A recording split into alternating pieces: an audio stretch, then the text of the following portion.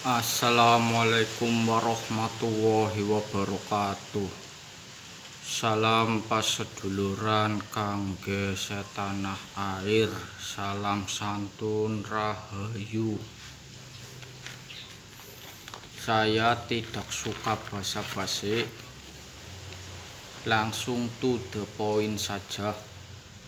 Melihat keadaan negeri yang sangat memprihatinkan, semua mahal karena perang di Timur Tengah. Akhirnya dolar sangat mahal, rupiah sangat melemah.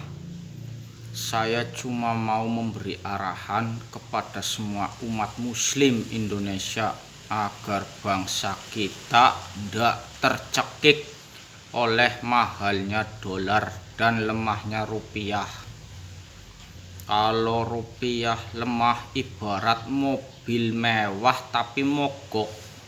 Nah, agar bisa jalan kembali maka perlu didorong. Saya ingatkan kembali, mobil mewah tapi mogok, maka supaya bisa jalan kembali wajib didorong.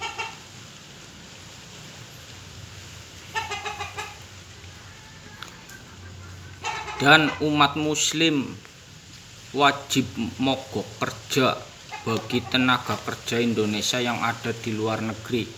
Tujuannya agar bisa menekan mahalnya dolar yang terlalu mencekik bangsa Indonesia.